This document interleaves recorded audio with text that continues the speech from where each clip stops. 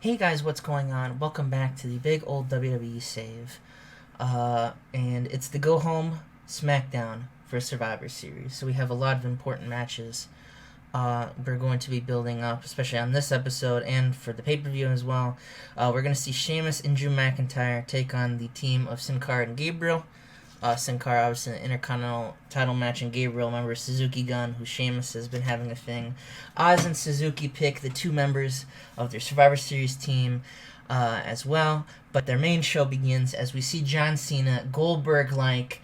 He's having a match tonight, and he's being led by security, armed security. Not like with, I mean, they have, I don't know. I was just playing some old Black Ops, so they have they have MP5s just marching their way. I don't know. No, they should have like Uzis. Like it's like private security. Like there's like mercenaries walking John Cena to the ring. They're fucking armed to the teeth because he murdered Ryback. And Shawn Michaels, he tweeted out earlier in the night that he listened to everyone's favorite person, Tyson Kidd, and he has listened to his advice, and he's giving a punishment to Cena. So up next, John Cena is going to have the punishment I think everyone deserves when they kill Ryback. So in a match with the Great Khali, John Cena defeats him with an STF in 9:44. Takes him a little bit just because Great Khali's a giant piece of shit. But John with a 100 out there, getting an 80 against this motherfucker, and he hits him with the STF to secure the win.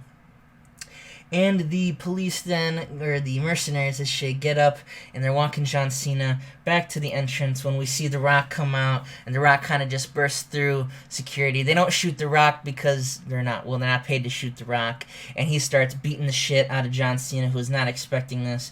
They start having a brawl back and forth, but it looks like The Rock's kind of getting the upper hand, but then they separate the two, threatening to shoot both of them, and chaos ensues at the beginning of RAW. They're escorted out the building, and, John and The Rock, long history, they're going to have one last match here at Survivor Series. The twice in a lifetime finally comes through. Who's going to win? We'll have to see at the pay-per-view. And in that tag match on 91A, very good, Sheamus and Drew McIntyre take on Gabriel and Sin Cara, in which Drew McIntyre hits the double underhook DDT onto Justin Gabriel for the win, building up. Also, Colt Cabana was on commentary during this match, kind of just goofing around with Booker T and Joey Styles. He replaced Michael Cole because fuck Michael Cole. If you don't know that gimmick by now, then you're done. Justin Gabriel, obviously the weakest link with a 69. Sin Cara improving, always good to see. Improvements. Sin Cara doing pretty good, all things considered, from the real Sin Cara character. And Drew and Sheamus with dual 93s. Always good to see. So Sheamus getting a little bit of compensation as well as Drew from the recent kind of failings. And next we see Oz and Minoru Suzuki, who they picked the teammates, and they're not talking to each other. They're just looking at each other. This very odd couple team of and of itself. And Minoru Suzuki motions for someone to go in, and we see Samoa Joe, and Joe's like, Nash, I know we've had our history in TNA, we've worked together, we've hated each other, all things considered, but you know what, Sheamus pisses me off, he's a stupid bitch, Alberto Del Rio, and, his whole gang of just fake-ass people, fake-ass wrestlers, annoy the shit out of me, so I'm gonna be on your team. Minoru asked me himself. I'm not gonna join Suzuki Gun, but, whatever. So Minoru's pretty happy with that, no joke, I could see Samoa Joe being the kind of guy that's on team like Suzuki Gun. And then Oz motions in, and it's Zack Ryder, and Zack Ryder's just like, I'm just here to get footage for Long Island IZ. And Minoru's not too excited about Zack Ryder, but he's like, okay, whatever, what the fuck. And it's now Zack Ryder's gonna have a little tune-up match to start, and in a 76, damn, I have built Zack Ryder to be a beast. He hits the Zack attack in 5 minutes on Terry Rave, sends him back to the Indies. Just kidding, he will be a jobber still. Maybe someday Terry in the save, maybe someday, but it's not today, as he steadily defeats Mr. Rave.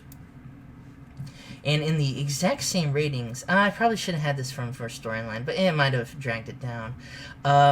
American Wolves and Perfect Fortunes, a dream tag team match, considering that they're fucking enhancement talent and they're getting 79s and 71s, I will have to build them up soon. But again, today's not that day. But they do go for nearly 10 minutes with the tag team challengers until Dolph Ziggler hits Eddie Edwards with the Dream Street Zigzag combo with the help from Ted DiBiase Jr., obviously. And in the ring, Sabin and Shelley, they walk out and they go, you know what? We're not going to do any gimmicks. We're not going to make fun of your losing streak. We're not going to make fun of that because we're seeing you right there. You guys, the two of you, have come together to form one of the greatest tag teams so far that have come to challenge us in recent memory. You know, all the other tag teams suck, but you guys have genuine talent. But that doesn't really matter now, does it? Because we're the Motor City Machines. We run this tag team division. We saved this tag team division. You know, we've been at WrestleMania before, and we're going to WrestleMania again. And you guys having the title, you guys eat ass or something. I don't know. I didn't think that promo. I had it there at the beginning, but then it kind of folded up. They basically just say that, you know, you guys aren't going to win. You know, you guys, you know, you don't have the experience we do. You know, you guys may have been wrestling for a little bit longer, but in the essence, we are the veterans in this match. You know, laying it down, they have the advantage. Can they overcome that advantage to win the tag titles? We'll have to see. Next, in a really fucking good match, AJ Lee defeats Beth Phoenix in 1725 with the Black Widow. You can always count on these two and have a great match from their matches at, you know, SummerSlam. I believe that was the SummerSlam I'm thinking of. Unless that was the rematch with Madison Lane. I'm an idiot. I probably should have checked. But AJ Lee does pick up the win, and she does look strong. Oh, fuck, I forgot to set that to off screen. AJ Lee, you know, looking strong going into her match with the others, you know. And you can't wait to see that match. Can she retain her title that she's held since WrestleMania 29? We'll have to come and see. If I say we have to come and see one more time, I'm going to punch myself in the fucking face. And to end the show, we have Shawn Michaels. He's he's kind of, you know, I fucking wrote meditates. I'm a fucking dipshit. He's mediating, you know, the Sting and Undertaker. They're both in the ring with each other. You know, Undertaker talking all that bullshit about Sting. You know, it's time for him to go. And Sting pretty much addresses it. It's mostly Sting talking because he's the more talkative kind of wrestler. You know, he's, you know, talking about how his career, he highlights all his careers, you know, highlights in WCW, you know, his rise to WWE. Maybe we throw a couple references to TNA. And he says that it's great that he's wrestling, you know. He wrestled John Cena, he beat John Cena, and he would have beat John Cena last month if it wasn't been for The Undertaker.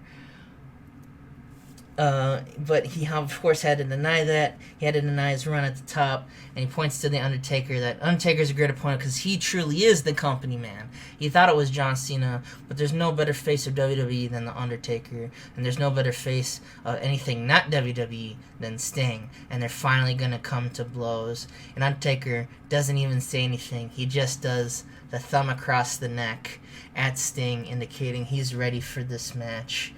And that they are going to come to blows. So pretty quick SmackDown here. Let's click the end show button. 94A, pop up in 7 regions. Always good to see. Yeah, pretty good SmackDown, but more importantly, we have the build to Survivor Series. Slow SmackDown just because I wanted to get to Survivor Series at this point, just to kind of get... I want to try to, like I said, get to the end of the year, at least to the Royal Rumble, by the end of my winter break, just to kind of, you know, hopefully get more stuff going on. But, you know, I still have a lot of time, so... I could probably get to Royal Rumble if all things considered. You're watching this, I'm just uploading, actually I'm not uploading, I am rendering, because it takes a long time, Raw episode 35. So it's going to be a little bit for this episode to go, but I'm going to try and crank out a lot of, weekend uploads this weekend, which the weekend I'm talking about is the 1st of January. This is all irrelevant, I don't know why I'm fucking talking about it. I'll see you at Survivor Series.